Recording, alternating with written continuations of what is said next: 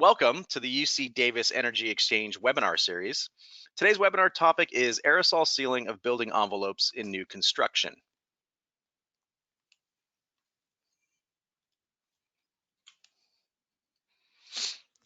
Our speakers for today are Curtis Harrington, Senior Engineer at the Western Cooling Efficiency Center, and Dave Bohac, Director of Research at the Center for Energy and Environment.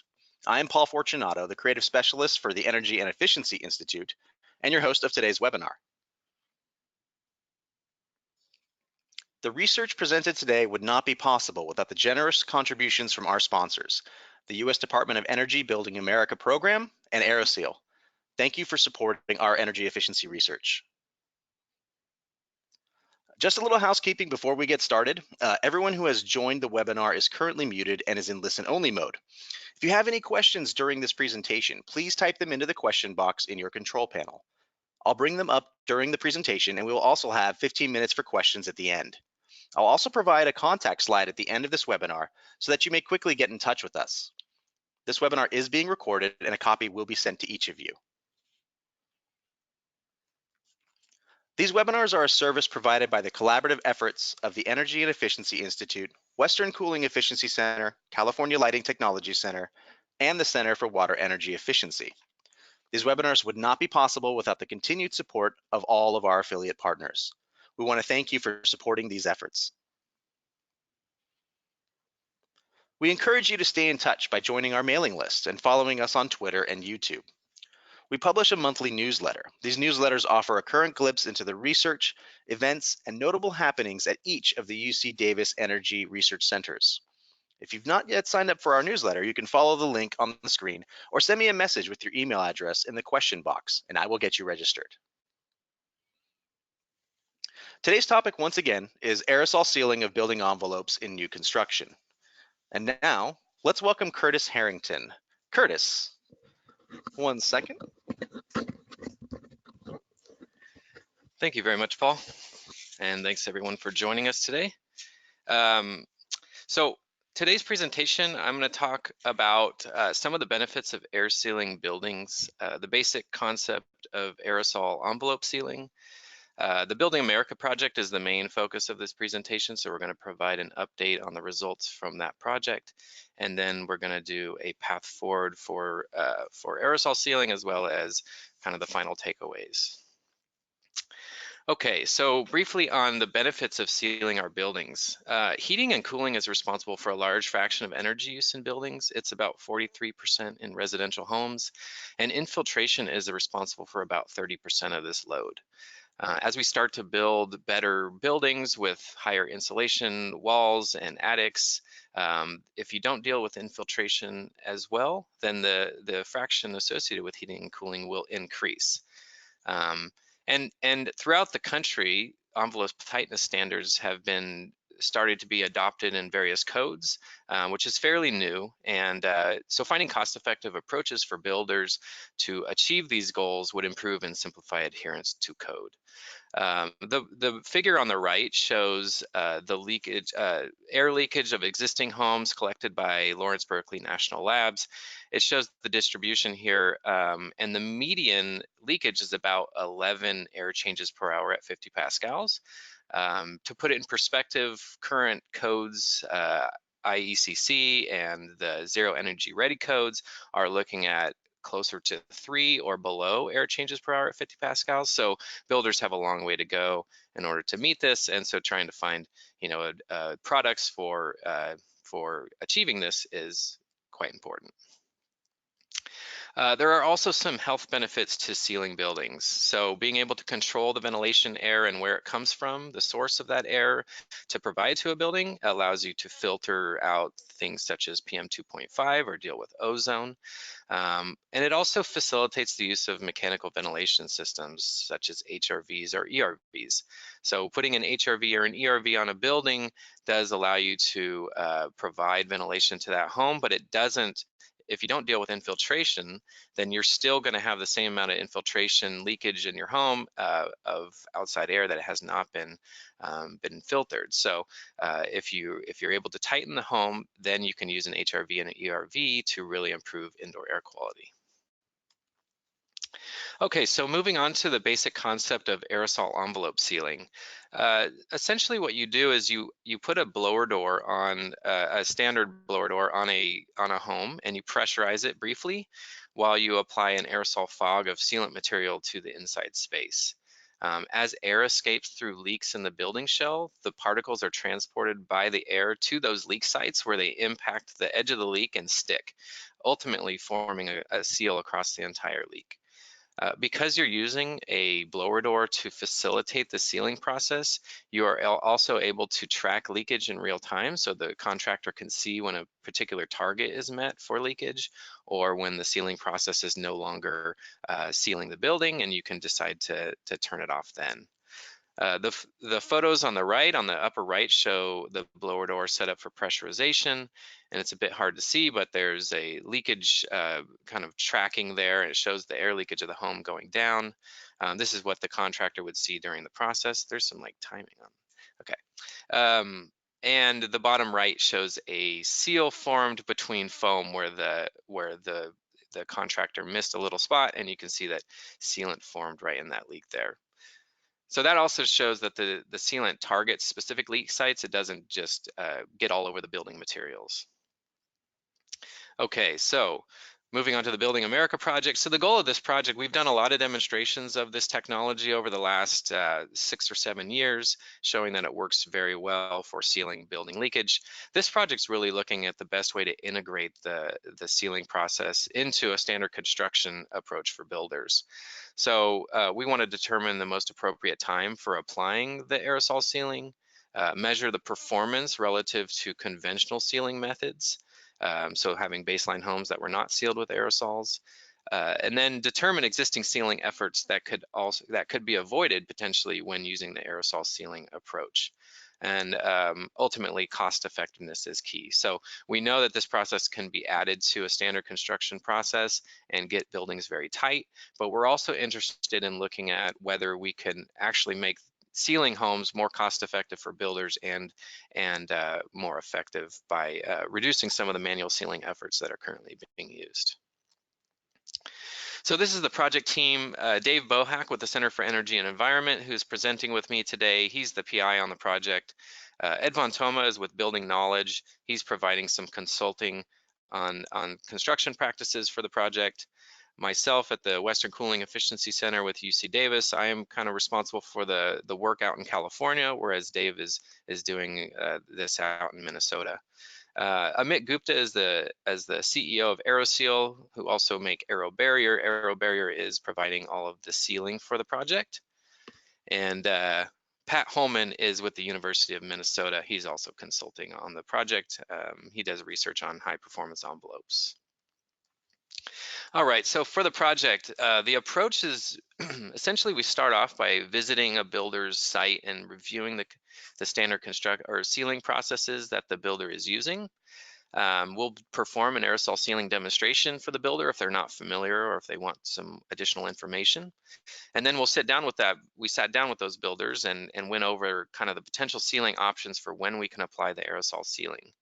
We would then pick 2 promising approaches for applying the sealing and seal a couple of homes under those approaches and evaluate that to a baseline home that was not sealed with aerosol sealing. We would then refine the approach and potentially change a few things if there were some opportunities for improvement, and then apply the refined approach on a few more homes for that builder. Okay, so jumping into the results for California, we worked with 2 builders. California builder number 1 was designing homes with sealed attics to meet the new California high performance attic requirement. They were using open cell spray foam for insulation underneath the roof deck and at the rim joist. They used fiberglass in the wall cavity, and they had an HRV integrated into the central air handler. So it's important when you're doing a project where you're sealing buildings very tight to make sure the ventilation system's set up properly for a tight envelope. And so this is a balanced ventilator and works well in this situation. And the target leakage for this builder was 800 CFM 50, which is 2 to 2.5 air changes per hour at 50 pascals. That is a relatively high performance target for California builders. for perspective, the prescriptive baseline is assumed to be about 5 air changes per hour. So this was the conventional sealing that we observed when we went to the site. We saw that there was foam between studs that were joined together. They used a sill seal gasket and foam at the sill plate, and they used a foam gasket at the top drywall plate. So these were some examples of what the builder was doing to try to address air leakage. So after reviewing that and going over the potential options with the builder, we came up with two most promising options. Option one was to seal the home after open cell spray foam was applied. So at that point, all the major leakage of the home had been sealed by the open cell spray foam, and it was kind of the most obvious point at which to install the aerosol sealing. And then option two was to look at whether we could apply this aerosol sealing before spray foam insulation. And this was to see if we could potentially use a different insulation approach in the attic to reduce cost for the builder and see if how the sealing compared to the open cell spray foam. So some of the advantages, you'll notice that both of these were sealed before drywall was installed. There are some advantages to that. First of all, it addresses the outer wall surface. In California, that is beneficial. You prevent any infiltration from entering the wall cavity from the outside, so that's good. The seals are also less prone to damage in the wall cavity, so once you seal the building and you put the insulation and drywall up, there's really no accessing those seals anymore after that, so they can't be damaged. And then lastly, there's also easier aerosol distribution, which is kind of, it allows this setup to be much more simpler. When you have drywall installed and there's rooms throughout the house, you have to be strategic about where you place nozzles. You have a limited number. And so in like small bathrooms or walk-in closets, it can be challenging to get the aerosol distribution in those spaces. So when there's no interior walls, you can set up your nozzles in a little bit more, a little easier fashion. All right, so this is what the building looked like after option one when spray foam was applied. You see the foam at the roof deck and at the rim joist on the bottom right. Oh. And then these were the results. We did 2 demonstrations under this stage of construction. The building started out about 3.5 to 4.5 air changes per hour at 50, and we were able to seal about 75% of the leakage down to a near 1 air change per hour at 50 pascals. You'll notice also the sealing injection only, it took less than an hour in one case, and the other one was about an hour and a half. So it's a fairly quick process, and it sealed quite a bit of leakage and got well below the builder's target. And here's some photos of example seals that were formed.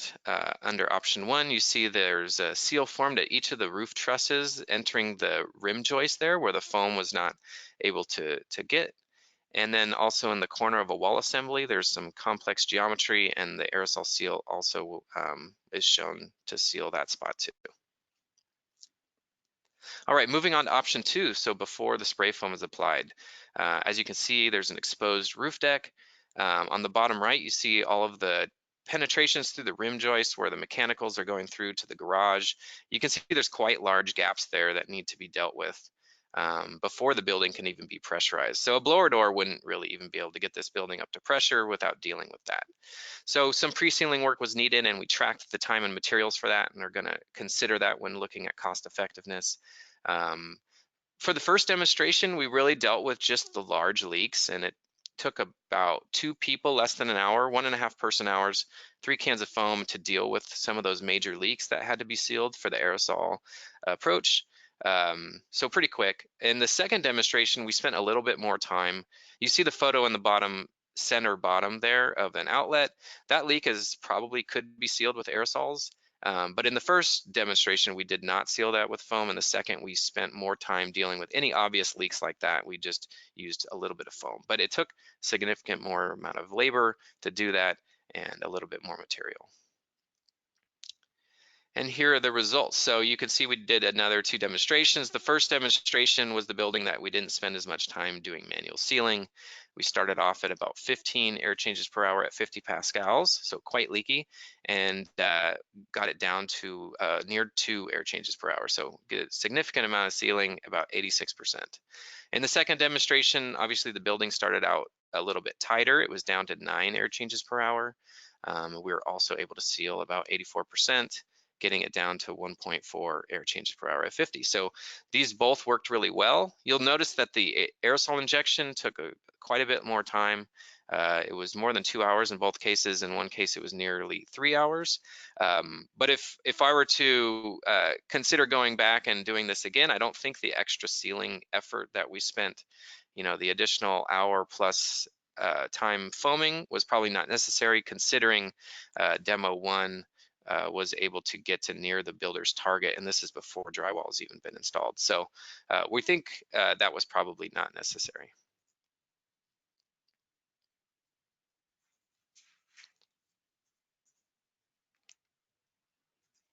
There we go. And then the builder, since they were using the open cell spray foam to insulate the building as well, they went ahead and installed that. You'll notice the buildings came down to closer to 1 air change per hour at 50 pascals. One was 1.25 and one was 1.06.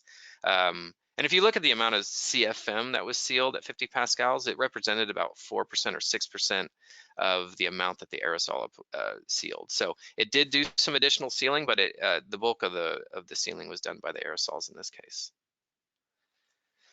All right, and here's some example seals formed under this stage of construction. You see at the rim joist, there's a seal formed there. An external wall outlet is sealed, and then on the right there is a seal between two studs. That red paint was where the builder indicated they wanted someone coming through and foaming that leak after the fact. But the aerosol was able to seal it clearly without the need for the foam. And while it doesn't look like a fully developed seal there, the aerosol will seal further into the leak, and once that's sealed, the leading edge will stop sealing. The aerosol will no longer go to that leak, so that is what's occurring there.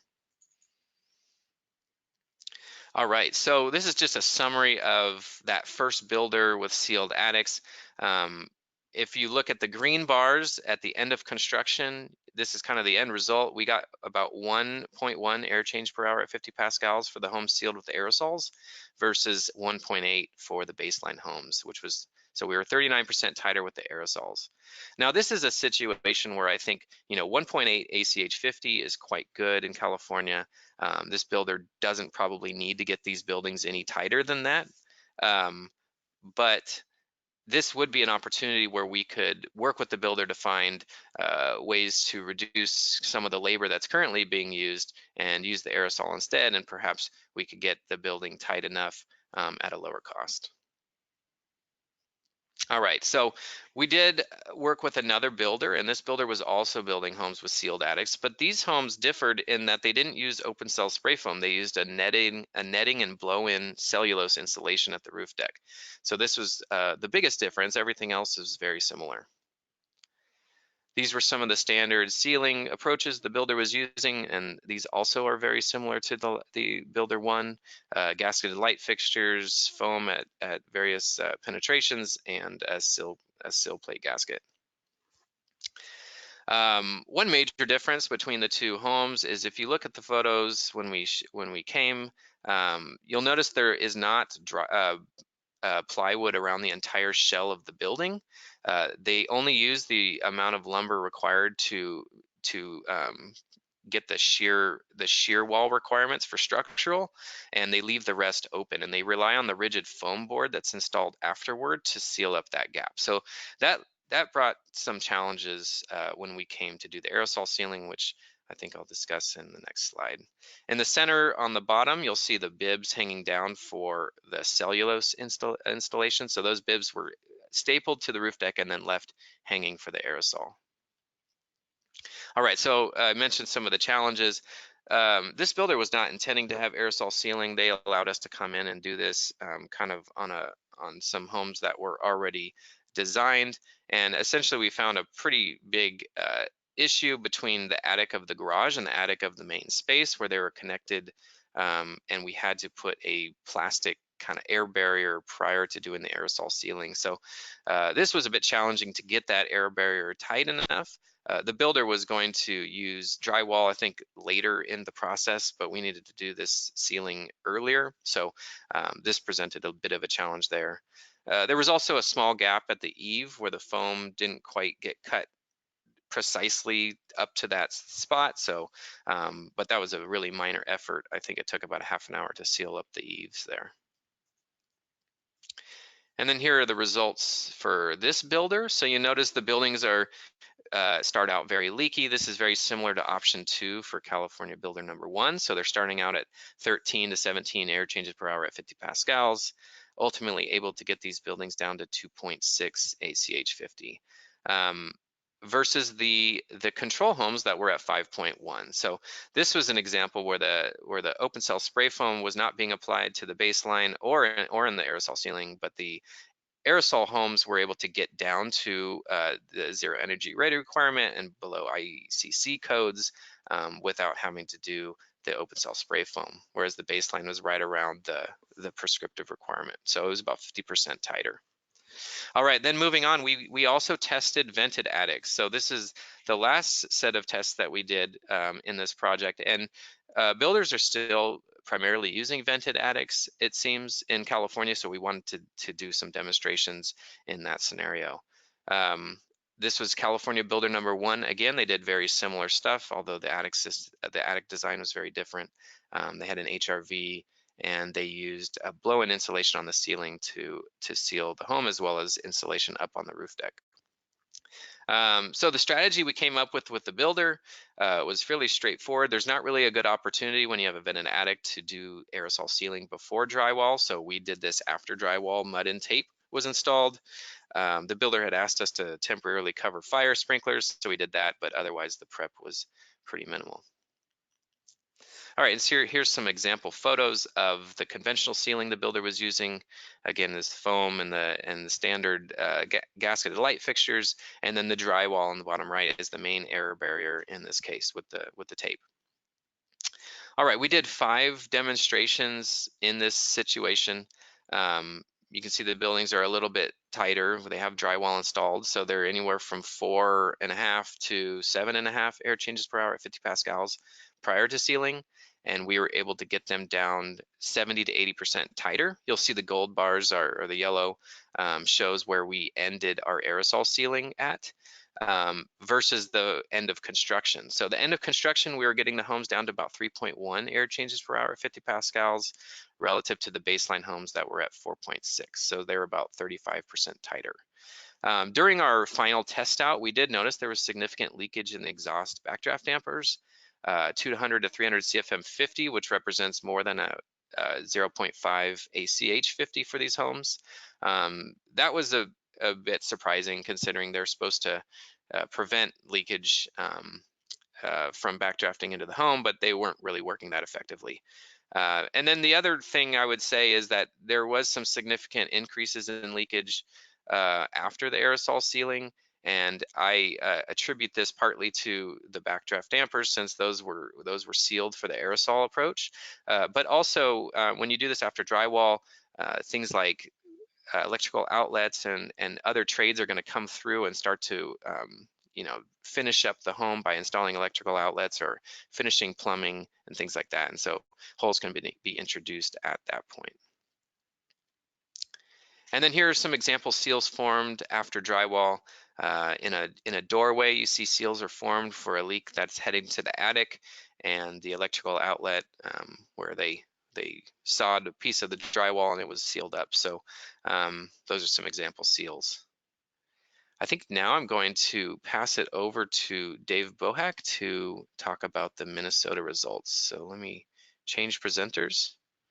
And Dave, just so you know, there's some timing on the slides, so it might advance without you knowing.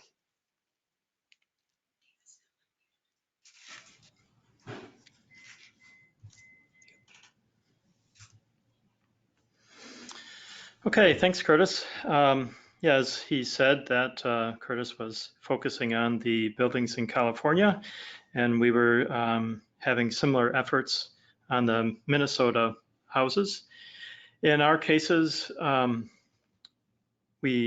of our houses pretty much had vented attics and coastal spray foam at the rim joist.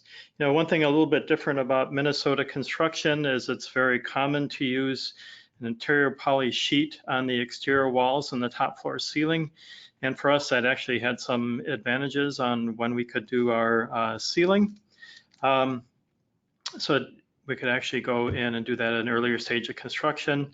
For our houses, we're looking at fiberglass or mineral wool bats in 2x6 wall cavities. And as Curtis has mentioned, you know, in our case, it's Minnesota code requirement to have balanced mechanical ventilation. And when you're getting these houses as tight as we're getting them, again, that's, you know, 1 ACH 50 or less, it's very important to have balanced mechanical ventilation. In many cases, exhaust only really wouldn't be that effective. And for Minnesota, our code requirement is 3 ACH 50 for residential structures. And we were using a similar approach here, or attempted to use a similar approach of looking at multiple options for doing the ceiling work. So, you know, these are similar types of pictures from what Curtis showed as far as the type of ceiling that was being done.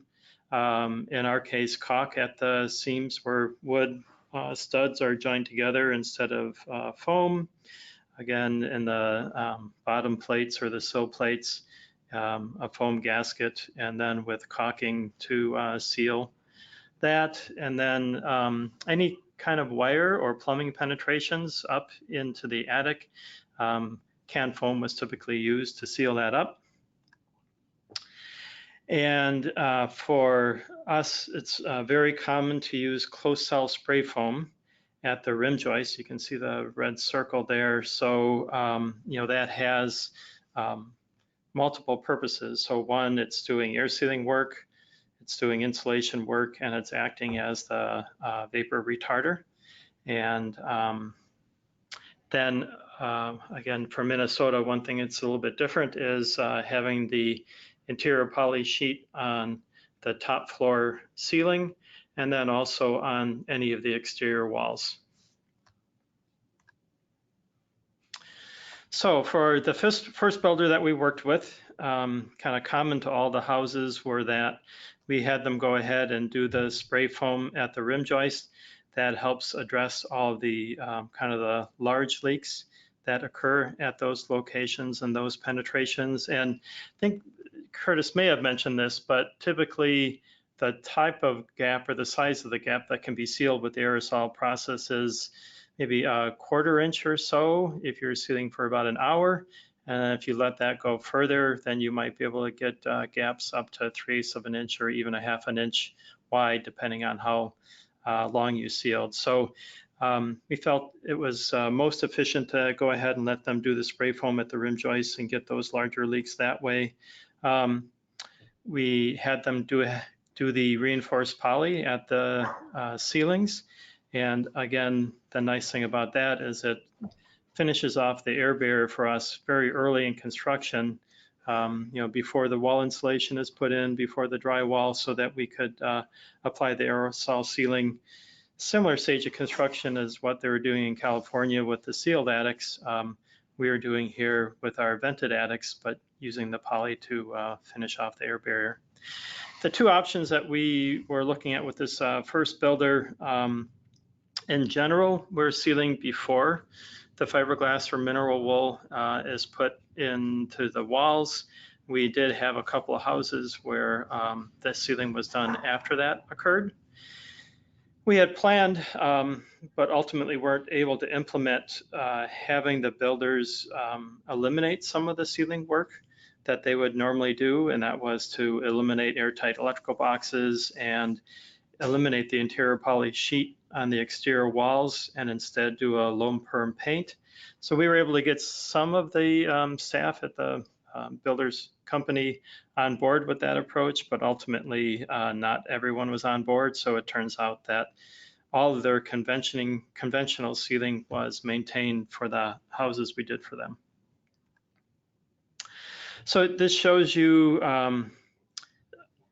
information on the CFM50 leakage over time during the sealing process. And you can see with the red and the blue symbols that were done for 2 of the houses that the sealing was very effective, and it occurred within 1 or 2 hours. And for those houses, we're looking at reductions 72%, 80%, getting the houses down to 1 and 0.7 ACH50. So very successful.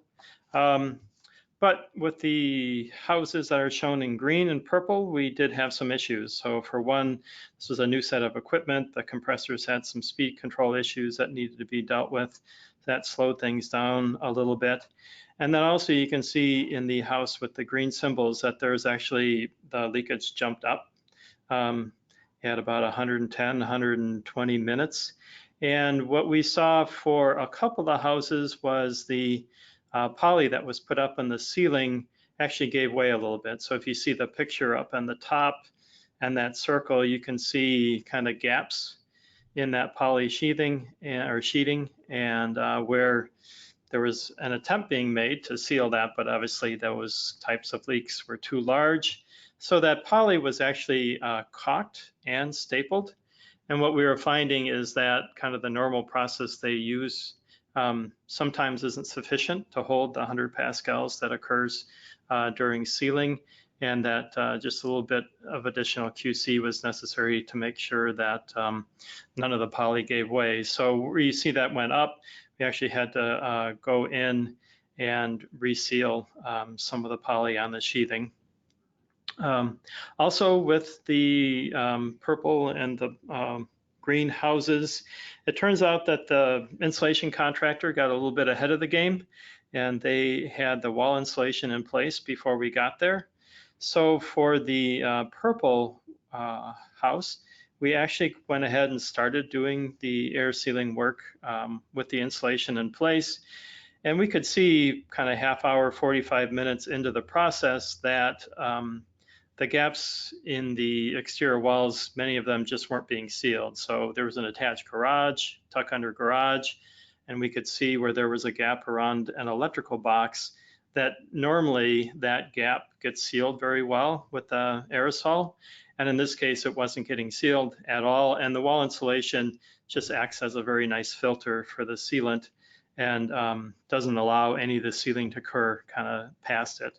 So in that case, we ended up going in, pulling back some of the insulation in those locations, and so that we can get this seals beyond the insulation. And in the other one, we actually pulled down some of the insulation before we even started, but some of it was still left in place. And in those cases, we got a leakage reductions down to 1 and 1.6, but just a little bit less effective than what we were getting with the other houses. So again, example seals, pretty similar to what Curtis was showing. On the upper right corner, it does do a really nice job on wire penetrations. In fact, one of the houses that we went into, they hadn't done the can foam sealing on the wire penetrations into the attic yet. And so we went ahead and we left those open and did the aerosol sealing. And based on what kind of smoke investigation after the sealing work, looked like all of those wires were sealed nicely. And as an additional step, we went ahead and sealed those all with can foam, and then redid the air leakage testing. And after hitting them with can foam, got a leakage of about 10 or 15 CFM50, which indicated to us that the aerosol had done a real nice job on the wire penetrations. Again, the gaps around electrical boxes, plumbing penetrations, and also, you know, the sill plate or the bottom plate and sheathing. You know, all those little gaps, even though they may only be a 32nd of an inch or so, all of that stuff gets sealed very nicely. And I think one of my takeaways on this entire project is the leakage in houses isn't necessarily a few larger leaks. It just tends to be multiple and hundreds of feet of very tiny gaps. And that's where the aerosol sealant is really effective, that it gets and addresses those all at the same time when you're doing the aerosol sealing, versus if you were trying to go through and manually caulk all that, it would take hours and hours to do. So indication of the, here's the results for all of the buildings that we did for this first builder. So you can see we're starting out at an average of about 3.2 ACH50, ended up about 0.8 ACH50 on the houses. These are overall, they were more than 70% tighter than the 3 ACH50 code requirement, and getting significantly lower than the control houses that we tested for this builder that hadn't have the aerosol sealing. And on the right, you can see that actually the one that's farthest right, the end of construction test, is on the light green. So I should say the blue is the air leakage value before the aerosol sealing. The dark green is immediately after the aerosol sealing, and then the light green is at the very end of construction. So in general, you can see that the end of construction test is within about 150 CFM50, kind of almost within measurement error. Some a little bit higher, some a little bit lower. On the one to the far right, the head wall insulation, that's the one case where the air leakage actually went down significantly at the end of construction, indicating that when we got 1.6 ACH50, there was still a fair amount of leakage in there that was hit by the rest of construction.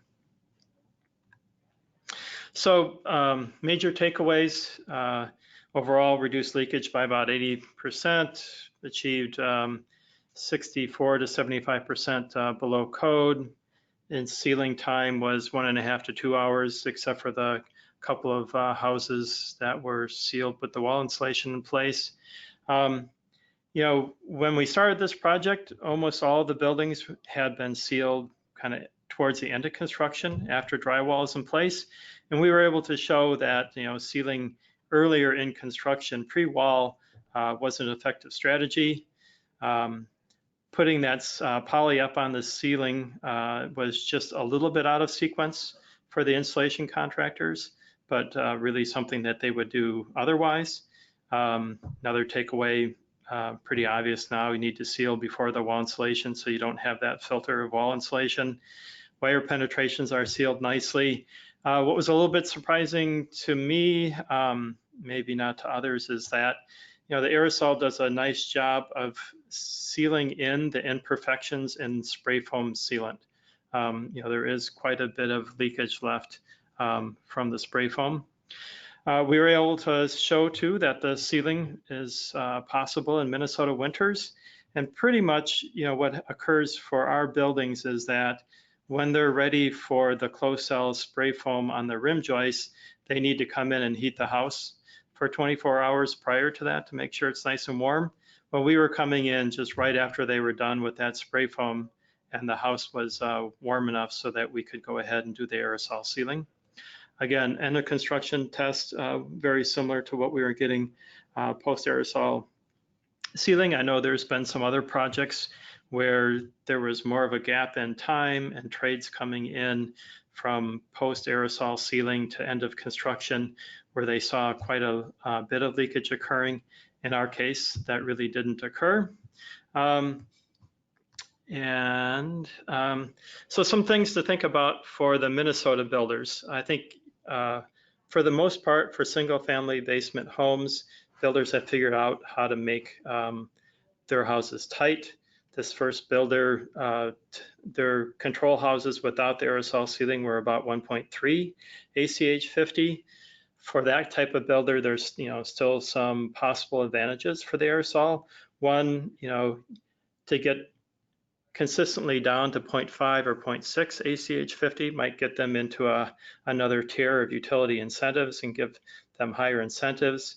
One thing we're going to be looking at is how much having a reliably tight envelope, say 0.5, 0.6, how that might affect the heating and cooling system sizing. And then the one thing that we have kind of looked at is what current sealing methods can be eliminated. So again, poly sheet, you could take off the walls and use aluminum perm paint or craft face bats.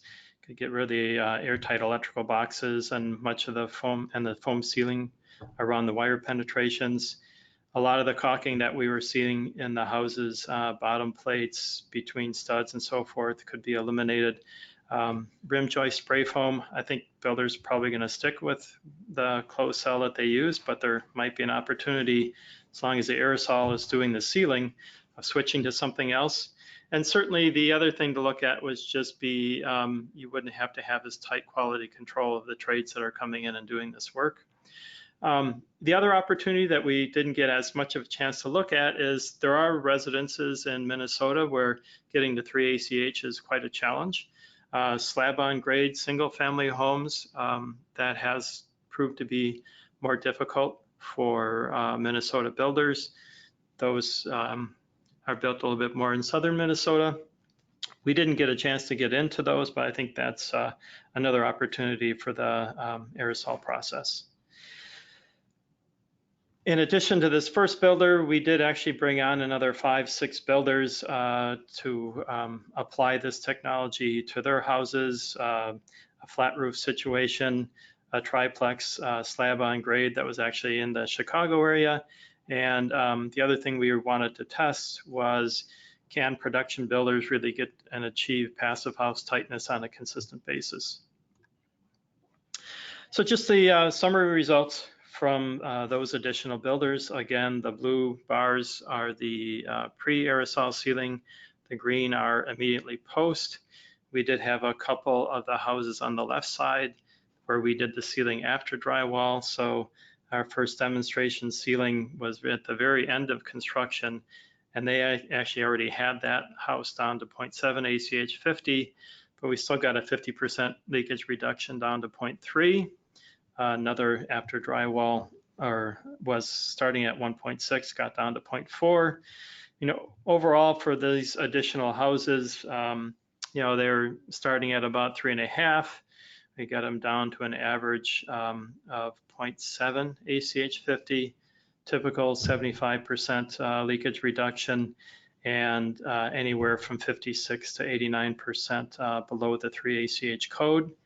So the nice thing to see there is that half of these houses actually met the passive house 0.6 ACH 50 requirement, and only one ended up above 1 ACH 50.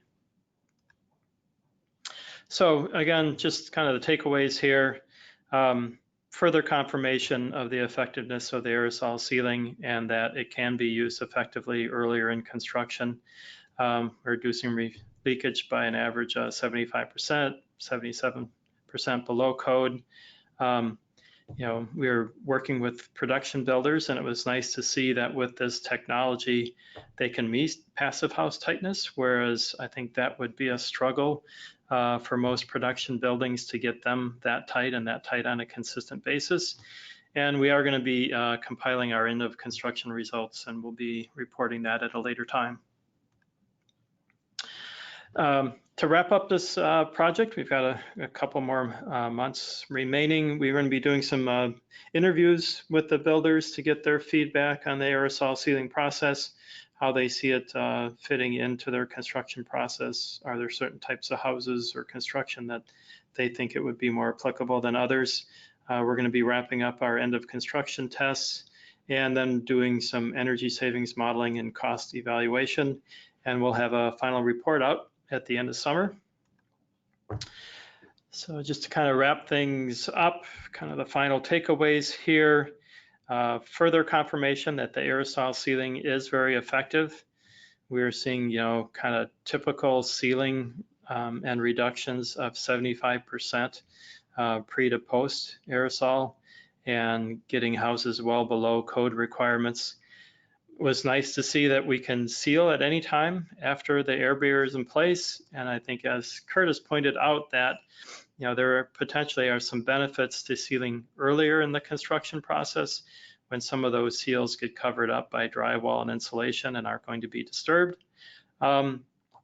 And we were able to identify that since we were seeing very early in the construction process, before much of the conventional sealing takes place, that we were able to get down to very tight leakage rates even before some of that conventional sealing took place. So even though we weren't able to convince the builders to leave it out of the process, we were able to show that after the aerosol process that you can get houses very tight. And in general, these houses, once you get an experienced crew in place and you don't have any glitches, experience has shown that they can seal about 2 single-family houses in a day. So some things specific to California, Curtis was able to find that the aerosol sealing was more effective than open cell foam. Again, some imperfections in open foams sealing that gets addressed by the aerosol. And then again, this point that sealing before the drywall resulted in lower increases from the point of after the aerosol sealing to the end of construction. Again, it looks like there's less of a chance there for the seals to be disturbed. In Minnesota, we were able to show that production builders can achieve passive house tightness with this process without extensive quality control measures, and that we're able to seal all the way through the cold Minnesota winters with little change in construction sequences. And I think that with this technology that there are multiple opportunities for application of the technology. So I think one situation is going to be where you have a state where a new code goes into place, and maybe where they haven't had to test before, now they have to get down to 5 ACH 50 or 3 ACH 50. How are builders going to handle that? So you can either go through the type of process the Minnesota builders have to identify sealing that needs to take place, and develop sealing approaches in QC that so you can get tighter, or come in with the aerosol and know that you're going to have reliably tight houses. If you're looking to get beyond your normal practice to a high performance house, that's another great application. I think Mandalay Homes in Arizona, it's a situation where a production builder is doing high performance homes and has bought equipment and is doing the aerosol on all of their homes.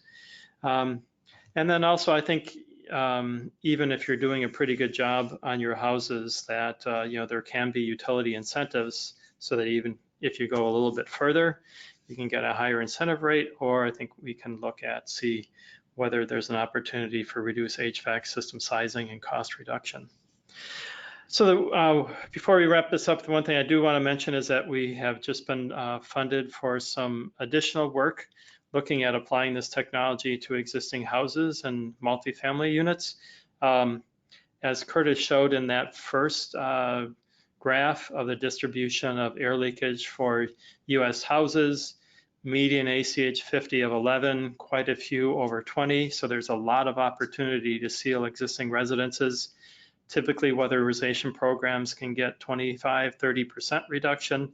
It looks like we can probably get 75% reduction in there. There are going to be some challenges.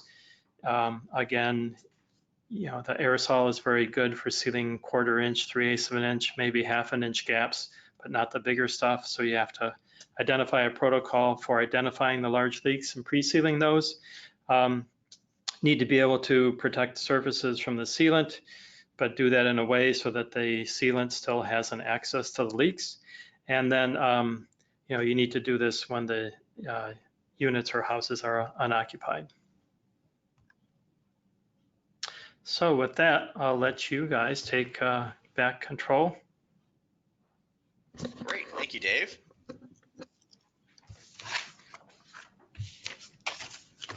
All right, I'm going to open this up to questions. So we'll start with the first question. I'm going to actually advance to the proper slide here. 1 second here. It's on California. So the question is, on California Building 2, if home was sealed before drywall, wouldn't the home still be sealed after drywall and electrical plumbing? I'm going to pass this off to Curtis. We're going to try and find that slide. Must be here.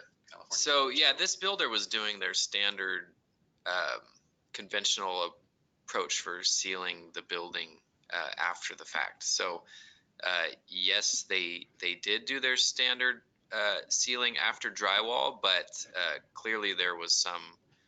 Well, this builder didn't have as much of an issue with leakage after the aerosol sealing. So I'm not sure if there's maybe some clarification on exactly what you're interested in, but if you could follow up, maybe Josh.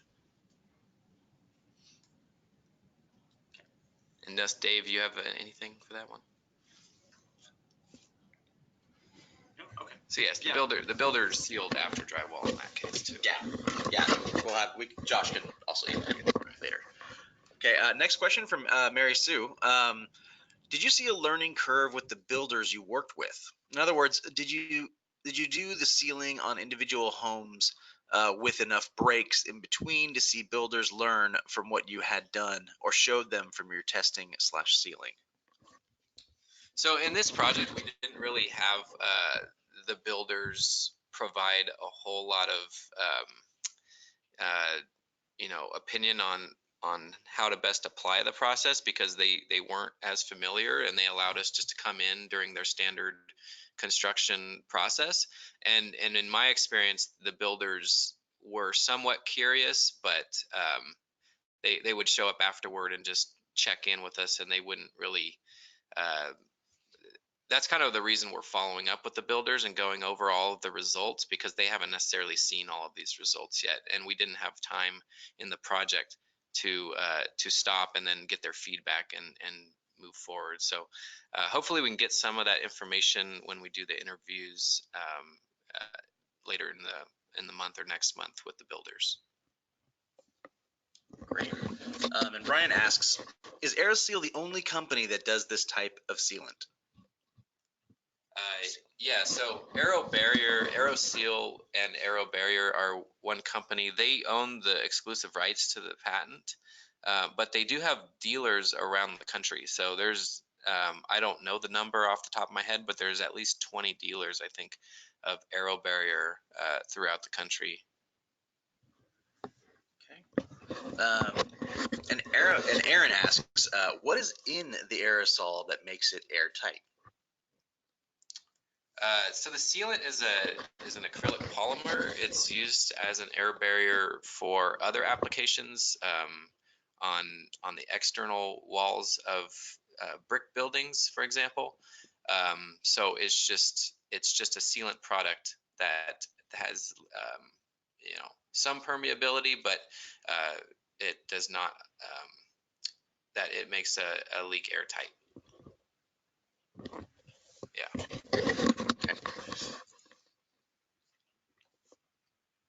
Are there any off-gassing or greenhouse gas emissions? I mean, there is some off-gassing, but this is very low VOC product, so it's going to be less than if you were to paint a wall, for example. There's also very little material surface area left when you're done, although it does fall on the floor.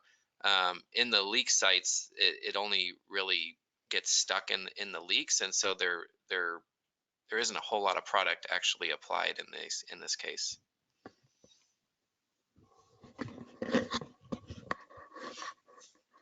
Let's see. Josh asked, where can we watch this again? And Josh, do you mean stop by while the demonstration's happening, or? The entire, I'm sorry. You mean the entire webinar? Well, you're about to have that entire webinar probably tomorrow. Next question by Chad. Are there water solvent degradation concerns over time? Will the thermal expansion of the building impact the seal over time? So this product is not going to dissolve in water, and it is somewhat flexible. So if the building flexes or expands, there is some room. The seals aren't rigid; they're fairly flexible. I'd say more so than the spray foam that we've seen in these buildings. So they should be able to handle those kind of flexing of wind and thermal expansion.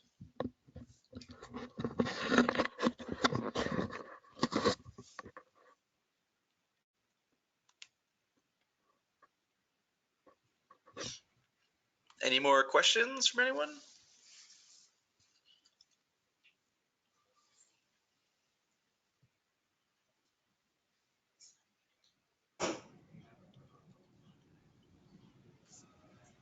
Okay, well, great. Thank you. We appreciate you being here. Here's our contact information as I have up here. So please get in contact with us, especially, I don't know if any of you are like me, where I have a question. I have 1,000 questions ready once the webinar ends. So please go ahead and contact us. And also, after the webinar is a short survey. Please help us make these even better, make these more useful to you by filling that out if you can. Thanks again for joining us today, and we will see you next time.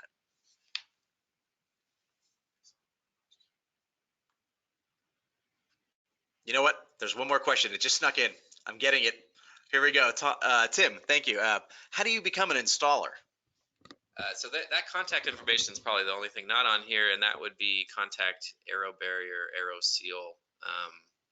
We can probably provide Paul Springer's contact information, who would be the person to talk to about that. So you could probably just call them and work through them to figure out how to become an installer. Great. Thanks everyone for listening. Take care.